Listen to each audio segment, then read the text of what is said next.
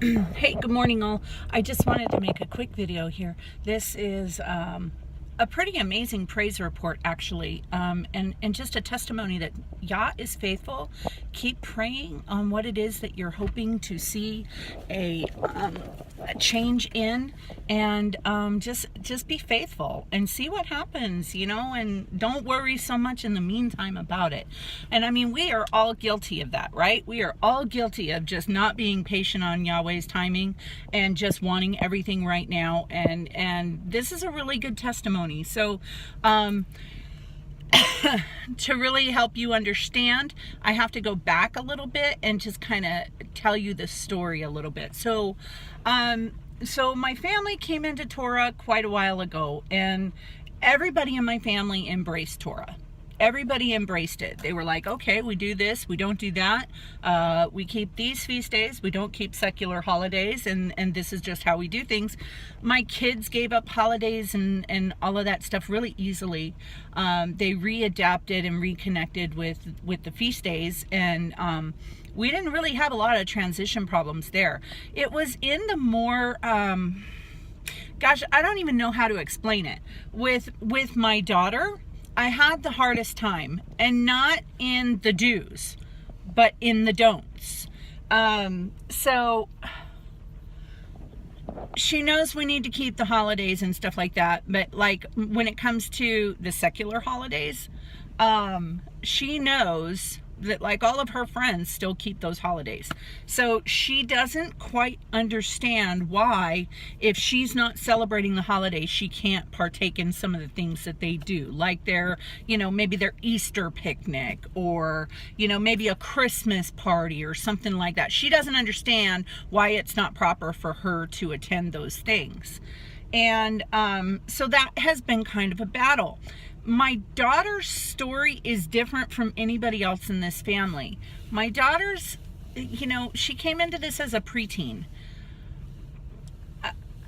I'm pretty sure all of you guys out there have a teenage daughter. Friends and acceptance is so important to them.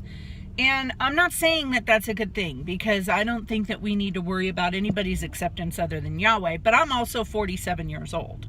She is 15. So my daughter started attending Calvary Church a couple of years ago. And after attending a completely apostate charismatic church, with no intent on serving God and his commandments at all. None.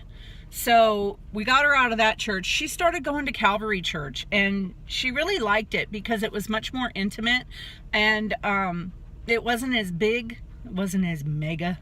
And it was much more intimate, and she was able to connect with people on a more personal level at this church, and she really has made a lot of really good friends. I have battled back and forth with either to take her out of this church or leave her in this church, because my fear is that the church causes confusion in what I'm trying to teach her.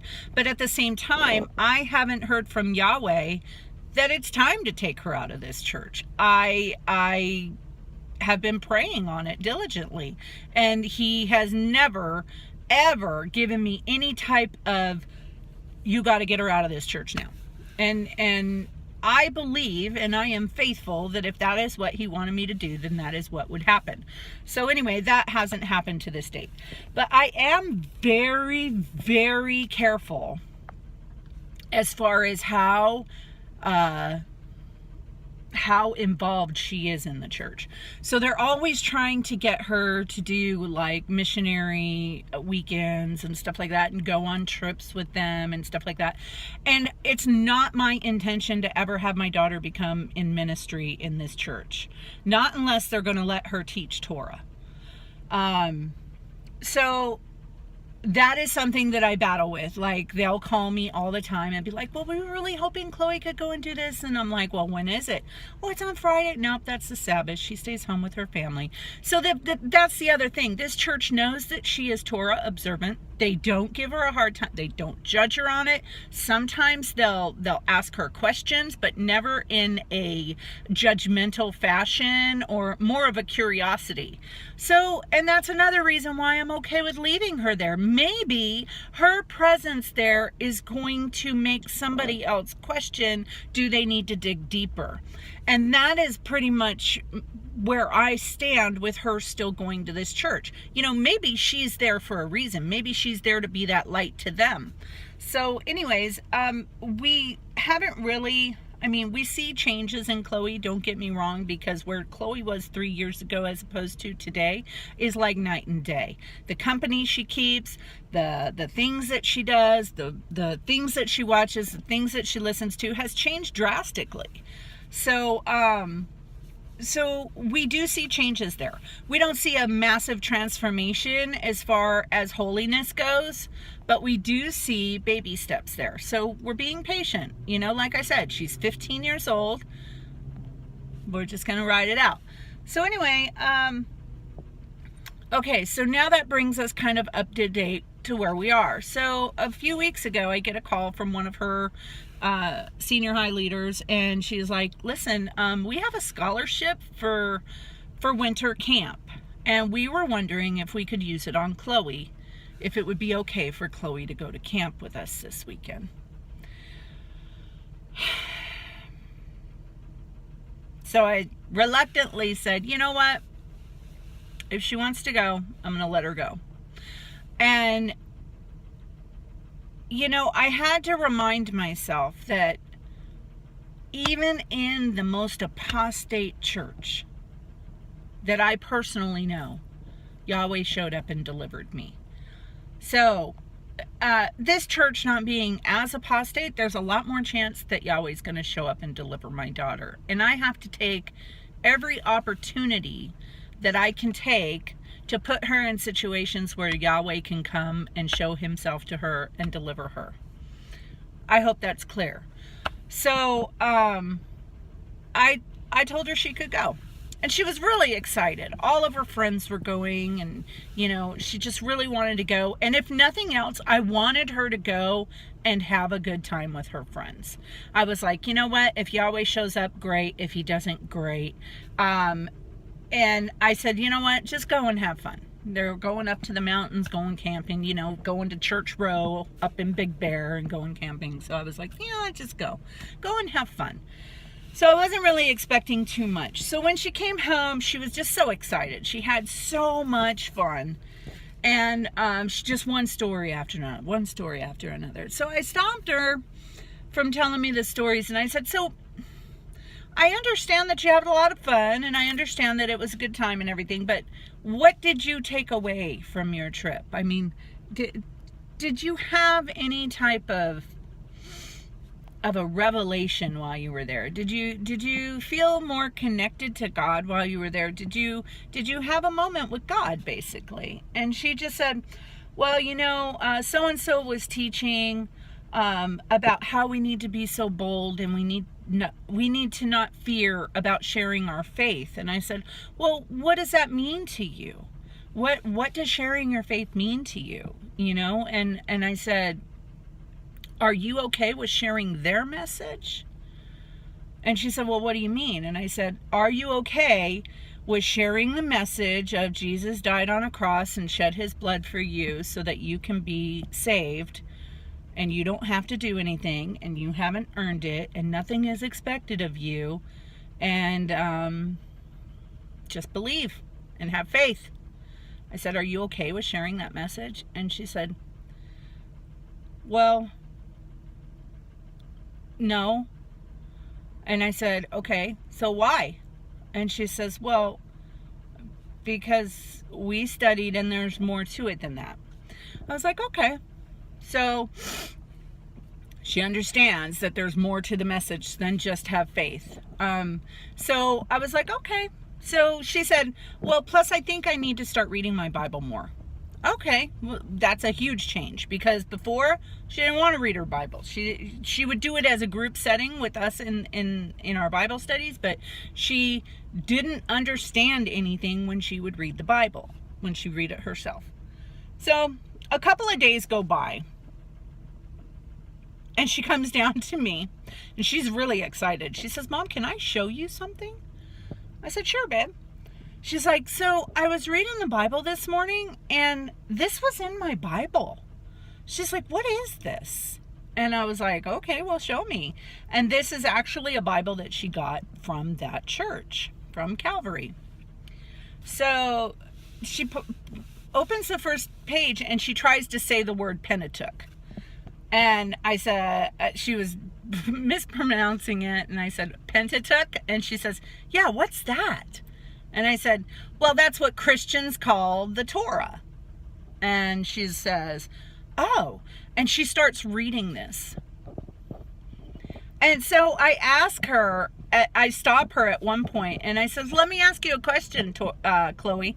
I says, if there was no concept of Torah before it was given at Mount Sinai, I says, then how did Cain and Abel come to the conclusion that they needed to make offerings and sacrifices to Yahweh? And her eyes got all big, and she was like, I don't know. I said, could it be possible that these guys knew Torah before the Torah was actually given and put in on stone?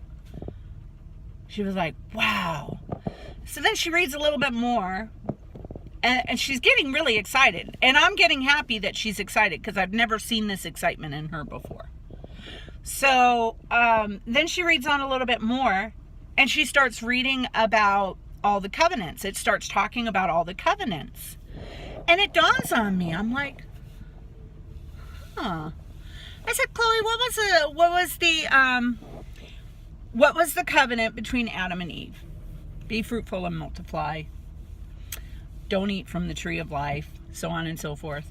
And I said, okay, so what was the covenant between Noah?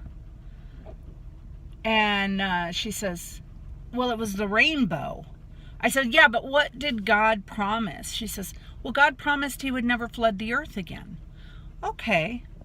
What about Abraham? What was the covenant between Abraham? And she said that all of his seed would be saved. Okay. Well, what was the symbol of that covenant?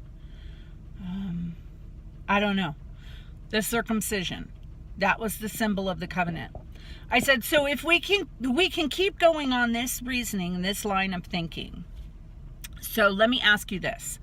Do you still believe in the promise that Yahweh made about not flooding the earth? Do you still believe that that covenant is in place? Yeah? Okay. Do most Christians still believe that the covenant between Abraham and God still exists? Do they believe that they are Abraham's seed and that they will be saved? Well, yeah. I was like, okay. So if each new covenant supersedes or replaces the previous covenant, then why do Christians still believe in those promises? Why do Christians still believe that the earth will never be flooded again? Why do Christians still believe that all of Abraham's seed will be saved? If we've had several new covenants on top of those covenants, and each new covenant replaces the old covenant, and now we're under the ultimate covenant, which is Yeshua, which replaces everything before, why would we still believe in all of those promises, but not the Mosaic covenant? We believe in every promise that Yahweh ever made to his people, except for the Mosaic covenant. Now we got to start asking questions. Her mind, she was just like, oh my gosh, Mom, I never looked at it like that. You're totally right. And she got really super excited about it. And it really made sense to her. And it was so amazing that was what unlocked her mind. That was what opened her mind to everything that I have been trying to teach her over the last 5 years. That made sense to her, because now we're using a little bit of critical thinking and logic. And that is what resonates with Chloe, is logic. She's a very logical person. If something makes sense to her, then she does it. The commandments make sense to her, so she does them. She doesn't understand why anybody else wouldn't do them. But you have got, this is a praise report for Chloe, absolutely. But it is also a question that I'm posing to Christians. How do you reconcile believing in 2 covenants before Moses and all the covenants after Moses? You believe in the Davidic covenant, you believe in all of these covenants, and you believe they're still for today, but you do not believe that the Mosaic covenant is still for today. And I have to ask you, how much indoctrination does it take for you to understand the Word of God that way? It's inconceivable to me. We either believe everything that's in this book or we do not. And when we believe in everything in this book, it makes everything complete. I cannot tell you how many people have told me, oh, I believe everything that's in the Bible, but I don't believe pork is toxic for you. I don't believe I have to do that. I don't believe I have to do this. Well, who's on the throne in your life? You know, is God on the throne or are you on the throne? Because you're very easy to say, oh, I don't believe we have to do that. You're picking and choosing what you believe in that Bible. And that's let me tell you something, you guys. It is a very scary thing to fall into the hands of Yahweh. And if you're not doing what you're supposed to be doing, very, very scary times for you. Let me ask you something. Really contemplate what I said here today. You know, and I'm half tempted to call her leaders and ask them, why do you guys keep Passover? Because they keep Passover at this church. And I really want to understand why they do that. Why do you keep the Passover? Why? Because if they say that Yahweh said to do it forever, well, there's other things in that Bible that Yahweh said to do forever. You know, it is time for the churches to wake up and smell the coffee brewing, because time is short and you are wasting time and you are taking our children to hell with you by teaching them lies that you inherited from your father. Okay? And I am just so thankful to the Lord above that he saw fit to point this out to my daughter so that we could have this conversation and open her mind to what it is that she needs to be focusing on. So I just wanted to make this video today. You know what? If you've got a kid who is rebellious, if you've got a kid who just doesn't understand this stuff, be patient. Never stop praying. Be patient. Yahweh will deliver them. I promise you. He is faithful, you guys, and he just wants you to be faithful. Okay? Do what you need to do. You be faithful and you be obedient. Yahweh will deliver it and he will deliver on his promises to you. I can guarantee that. I say that with absolute confidence. I've seen him do it too many times in my life to not have confidence in that. So I hope you're all blessed today. Never stop praying. Be holy. Be obedient. Spread the word of the truth. Do it however you're going to do it. Do it through your YouTube channel. Do it through your Facebook. Do it face to face. I don't care how you do it. Get the word out there. Get the word of God out there. And I'm not talking about all the extra stuff. I'm talking about the stuff that matters. The stuff that's going to either get people in the kingdom or not. That stuff needs to be heard. Okay? And beating them over the head with whether or not they're celebrating Christmas is not going to win them to Torah. Okay? You have to show them the positives of Sukkot instead of showing them the negatives of Christmas. Okay? You have to do that. I'm sorry. I know I used to be that person. Okay? And it just drives people away. They don't want to hear it. It's just static. It's just noise.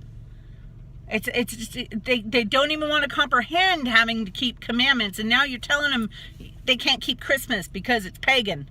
They don't want to hear that. They tune you out. They don't care. So bring the message that matters. Bring the message that matters. You were bought with a price. Now live accordingly. You were given the title of Israel. You're not a Christian. If you're a believer, you are Israel. It is time to take that new citizenship and wrap yourself up in it and act accordingly, because it's a very prestigious title. Take it seriously, you guys. I love you all. I hope you have a blessed day, and I'll see you next time.